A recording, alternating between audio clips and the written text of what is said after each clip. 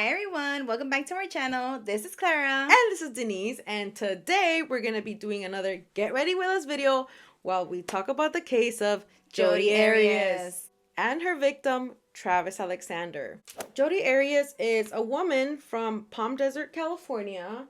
So actually, going back to like her upbringing, she actually was always giving her parents a hard time, and so they decided to diagnose her to see like if there was something going on with her, and it turns out that she had a borderline personality disorder. Right before she met Travis, she was actually dating guys who didn't really want to take her seriously or were cheating on her. So she actually had a boyfriend who was a little older than her, and she was thinking that he was gonna marry her, and he ended up telling her that he wasn't looking for marriage again because he was married before. So he wasn't looking for marriage anymore, and around that time is when she met Travis. Jodi Arias met Travis Alexander at a convention in Las Vegas for prepaid legal services, which was the company that he was working at. Yeah, and I think he was very successful in it too, right? He was a rising star in that business. A little bit about Travis Alexander was that he had actually had a tough childhood upbringing because he grew up with parents that were drug addicts. So he had siblings, and it was, Travis, I believe it was 4 of them total. They pretty much had to take care of themselves when they were little. They had to, feed themselves until his grandmother actually took them in. Yeah, and that's kind of sometimes what happens, right? Like when the parents don't look after their kids, usually the parents or the grandparents take them in and take care of them. Or that, I guess that would be best case scenario, because nobody's going to take care of you as well as your grandparents. Mm-hmm. And I believe it was his grandma who got him into Mormonism, and he felt like him getting into the religion, the Latter-day Saints, that it saved him, right? Mm-hmm. Going back to when Jodi met Travis Alexander at the convention in Las Vegas, when they first met, they were all smitten with each other. They really liked each other. I mean, it was mutual feeling. Yeah, and I mean, if you're in Las Vegas and you just met a guy. Oh my God, I didn't even think about that. The fact that, like, if you meet a guy in Las Vegas, I'm sure you're like, hey, call me. Oh, she's not speaking from experience, y'all. No, I'm not. This is stuff that she heard from friends. Yeah, or like this case. Or this case. From what I've read and know about Mormonism is that they kind of have to save themselves before getting married. Travis was very into his faith, but then, he meets Jodi and starts hitting the fan. There's a lot of sexual tension, attraction between them. So they actually start having a sexual relationship. But I think in the beginning, he was actually thinking about taking her seriously, right? And he actually wanting to marry her. Yeah, he really liked her, and he had even told his friends about her. But I guess eventually, once he got to know her, he kind of just got over that feeling really fast. Oh, yeah. Uh-huh. I mean, I think it's maybe because Jodi was moving very fast. I mean, she converted into Mormonism 2 months after being with Travis, which I guess to him, it didn't seem like a red flag because people try to get you into their religion, right? So it wasn't like, oh, she's psycho, that's what she's joining. He probably thought like, wow, I'm so persuasive. Where like I got this, she was known as like the hot girls. Like I got this hot girl who's like all into me, and now she's Mormon too. And I'm sure he really liked that. I mean, kind of like having common things, right? So them being Mormon now, so that's why she got baptized by him. Right, and I think that for her, it was like, wow, let me impress this guy by showing him how committed I am and how I can be a good girl by turning into a Mormon. But, she was doing dirty shit. She was doing the dirty behind closed doors. They both were, basically. So after a while, Travis did not take Jodi seriously. And he had his reasons because she was a little stalker. She was always want to be glued to him. She wanted to always be right next to him. She always wanted to be all over him, even like in front of other people. And you know, like those PDA and all that stuff, like you can wait like while you're like alone, not like in front of other people. It's like awkward.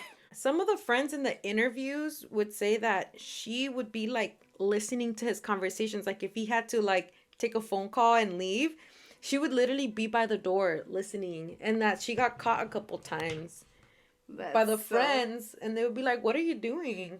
That's so psycho. At the time when Travis and Jodi met, Jodi was like in her 20s, like in her early 20s. So I feel like it kind of makes sense, and I feel like maybe that's why Travis didn't seem like it's so bad, because she was young. Like it wasn't like she was like 40 and doing that, you know? Yeah, and according to friends, he thought it was cute that she was so obsessed with him. He thought she was harmless, that she wouldn't do anything like that. He thought she was so sweet, according to the friends, okay? The friends also said that she would basically break into his email, especially because he kind of started distancing himself from her. So she broke into the emails and actually did see that he was talking to other women. And I think that that's what made her feel like more insecure. Yes, and maybe even more trying to be with him, because she felt like him distancing himself from her. Probably starting feeling like I need to do more to keep him with me. Let's not lie, most girls do that, you know, but they don't kill the guy. Travis's friends were always noticing that Jodi was really weird, and they always kind of thought that she was like a little stalker. She also, one time, she was in the jacuzzi with a few of Travis's friends. I think it was 4 of them total. And Jodi was all over Travis. She was like straddling him. She was sucking on his neck right in front of his friends. So it was like so awkward, you know, because the friend she interviewed actually, after his death, she interviewed and she had said that it just was like awkward because it was, you know, a group of them and she was doing that in front of them. I mean, wouldn't you feel awkward if you were in that friend group and you're like having a conversation like, oh yeah, you know, this and that, and then it's like, oh, you guys want to be alone? Yeah. You guys want to be alone, or should I leave? Am I imposing? And then later I'll be like, Travis, that was not not weird. okay. That was not okay. So as we mentioned, the relationship and all that attraction that they first had kind of died down, and about 4 to 5 months later, it's always kind of unclear. They broke up. Well, he broke up with her, and she decided to move to his hometown, literally like 10 minutes away from him. She moved from California to Mesa, Arizona. Yeah, so during the time that they had been dating, they had been doing like the long distance thing. But once they broke up, she decided to move closer, which was weird. When you break up and you move closer, instead of like moving further away, she was like, let me get closer to him. Yeah, maybe he'll notice me. I mean, you do get noticed, but not in a good way. Well, of course not. I think that made him even more like, red flag, not gonna marry this girl, gotta stay away. Once Travis broke up with Jodi, he actually started seeing a woman by the name of Lisa. And Jodi did not like that. I think that's when she became even more stalker. Oh, absolutely. I mean, Jodi was even taking pictures of them on dates. You know how so one of Jodi's passions was photography. She was a psycho, for sure. To be going like, I mean, if your boyfriend left you, move on. But like, she was like, no, I'm gonna go follow him with his new girlfriend or whatever. And I mean, didn't she just turn into a Mormon? Girl, go to church. What are you doing taking pictures of your ex? One of the psycho things that Jodi had done was when Travis was seeing this woman named Lisa, she had actually slashed his tires a couple times, not only once, a couple times, and he still didn't find that alarming. Crazy. Yeah, that alarming, because didn't they still have a sexual relationship after they broke up? Yeah, they would still see each other. And there were some other cycle stuff that she was doing. So this is what I heard from one of my favorite podcasts called My Favorite Murder. Shout out. That Travis had once found Jodi hiding behind his Christmas tree. I mean, how long do you think you'd be up there? Like, you're looking through the thing and listening to the conversations. Like, let me see if this woman and Travis walk in. Or, like, why? What if you need to go to the bathroom? She probably took a bottle with her or something. She's like, just in case I gotta go to the restroom. No, or she held it. Yeah, that too. She's like, let me make sure I don't drink any liquids before this. She would go through the doggy door. That is beyond lunatic. First of all, how do you fit through a doggy door? Doggy doors are not that big. But I mean, she was a thin woman, right? Like, she was pretty thin. She wasn't big at all. That's true. Yeah. I guess she just kind of shimmied her way in there, like how a rat fits in like a small hole.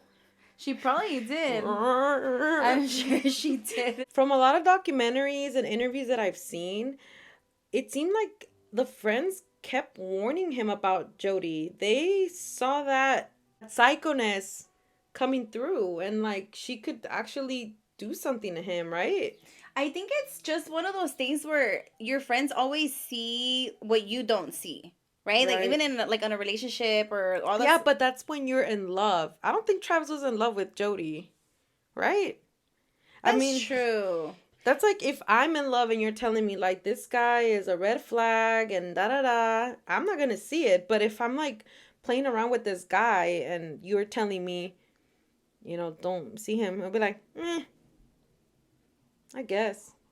That's true. Right? I don't know. I think it's just more because he just thought she was like this innocent young girl. That's what it was. And so he never thought anything of it.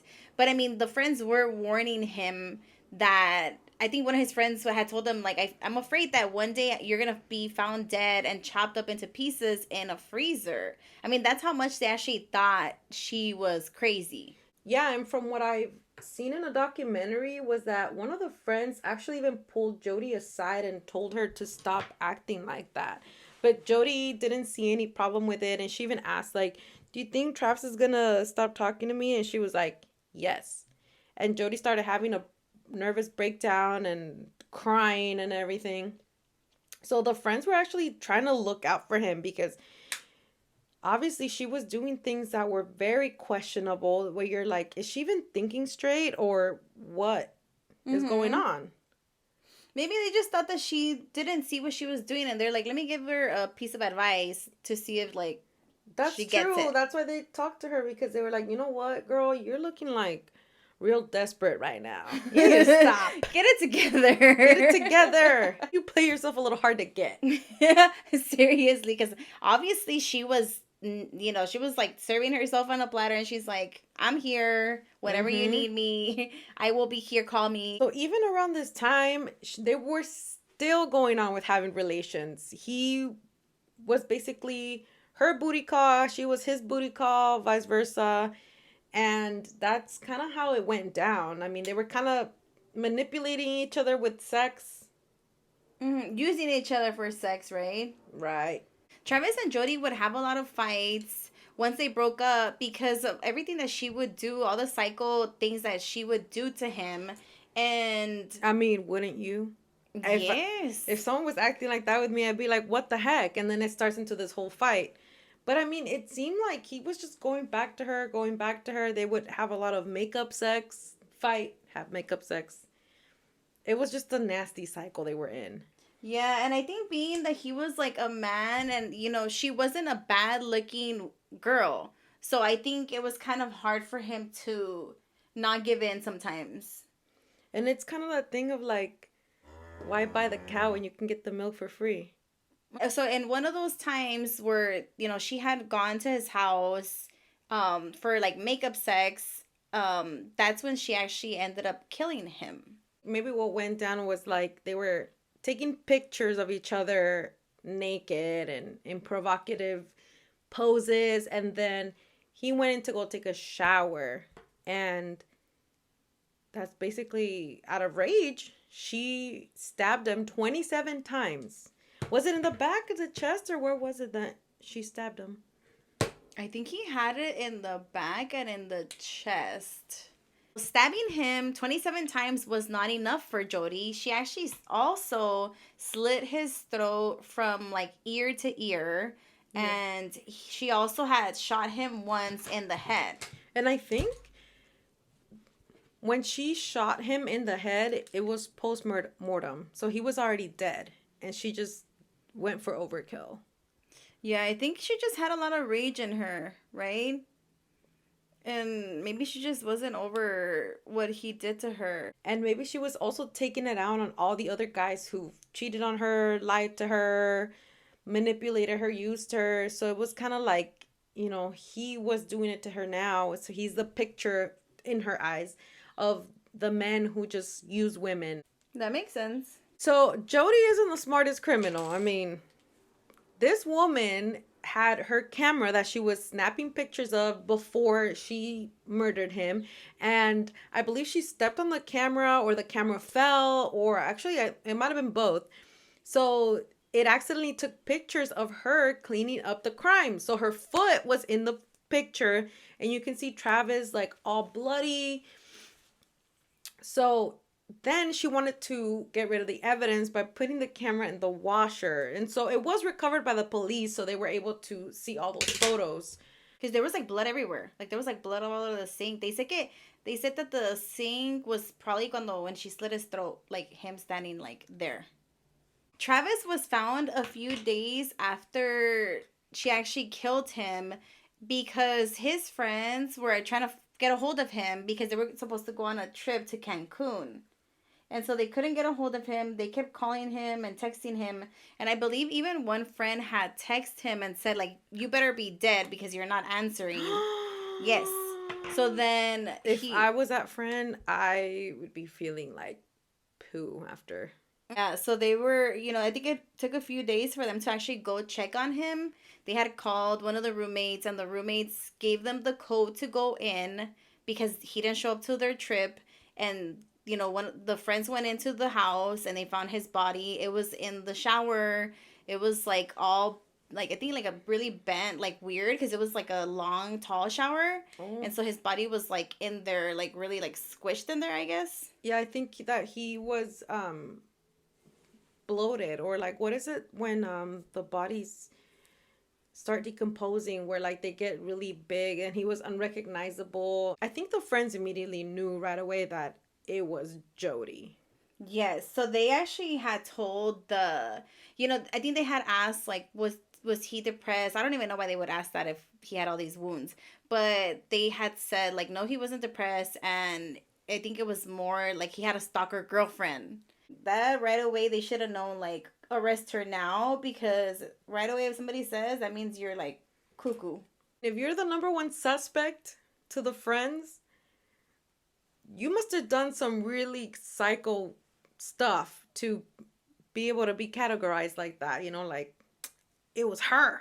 So according to Jodi, when the murders happened, which was on June 4, 2008, she was on her way to Utah to see a guy who she was talking to. That was her alibi, that she wasn't even in town. She was out of town and she was with a guy, and then the guy was actually interviewed, and he said that she was way late than when she was supposed to be there. She got there super late and she made up some excuse, and then they were hanging out for a bit and then she had to leave. And he thought to himself, isn't this weird? Like, she literally drove like 15 hours here and now she's leaving right away. Like, she's not even spending the night. But I think he said that she had like cut on her hands. Oh, yeah. Yeah, so I mean, even the friend knew that something weird was going on. Some of the information that we learned because of the trial, Jodi had actually, it was premeditated. So she had actually driven all the way from Redding, California, all the way to Mesa, Arizona, and she had filled up gas cans in order to not have to stop and like pump gas. And she had also rented a car so that people wouldn't recognize her car in Travis's driveway. So that was like another thing that the prosecution presented against her, which was, I mean, really incriminating. Yeah. Right before her insane, crazy trial, she was arrested and she actually posted bail. And she went on the show 48 Hours to try to say, like, what happened with Travis. So she said it was like two people that had attacked them and that they had killed Travis and that they had let her go, but they had threatened her life. And that's why she hadn't said anything, because she was scared. Her trial was a really crazy trial for that year. I believe it happened in 2013. The prosecutor was Juan Martinez, and he was a very aggressive lawyer. I had never seen a prosecutor talk like that to a woman, because typically they want a woman to interview a woman, not a man to a woman. But I think he was just trying to really show like who she was, and he was really aggressive towards her. In the trial, Jodi had said that one of her defenses was that Travis had tried to attack her, so that it was self-defense. So that he had tried to attack her, that he had tried to like tackle her, and he was like this big guy compared to her, and so she was scared, and so that's why she killed him, because he tried to attack her. But I mean, Juan Martinez let her have it. He was not gonna let her like ruin Travis's name by saying that. And I mean, Travis was taking a shower. How is he attacking her in the shower? I mean, remember that she had said something about like her dropping the camera and that he got upset or something like that. And that's why supposedly he had attacked her, which was not true, obviously. I think sometime during the trial, she also represented herself, right? She fired her lawyer because she thought the lawyer wasn't doing a good job. Like every psychopath out there, she decided, like, you know what? I'm going to make my own case. I got this. Mm-hmm. So then turns out she sucked. So then she hires her lawyer back. Denise mentioned during the trial, Jodi did try to trash Travis's name multiple times. She was making up in court that he was a pedo because he had pictures of younger people, and she even brought some fake letters into the courtroom of Travis admitting that he was, and they basically called her out and saw that it was a lie. And did you hear on the trial that they had presented audio of the calls between Jodi and Travis, where he was like trying to like talk to her like a little kid, or like she was like making like these little like girl voices or something? Yeah, that was so disturbing. I mean, but she was really trying everything to make him seem like he's a bad guy. Yeah, but I think that also when the prosecution presented the evidence of like them having like phone sex, that they actually had audio of that. So that was also disturbing, but then that proved that it wasn't just him. It wasn't him being like, you know, dirty or anything. Her too. Like she was manipulating him into doing that kind of stuff too, right? Yes. I mean, I'm sure for his sisters it was too, because like they had to hear that, even though like he's not alive anymore. And then in court, she actually tried to make herself seem so innocent, right? Like with the glasses, she had like that whole like innocent librarian look of like very like good girl, trying to be a good girl. We all see right through her. So after the trial ended, even her lawyer was talking about that she was really manipulative and like really possessive, and like I think he even said kind of like sexual. So even he was talking about her character. Jodi got life in prison, and I don't know if she got possibility for parole. Did she? It's life without the possibility of parole. Oh, okay. And that concludes our video of Jodi Arias. Thank you so much for watching. If you have any other cases that you want us to talk about, any other trials that you want us to cover, let us know in the comments below. Share, subscribe, like the video, and we'll see you on the next one. Bye.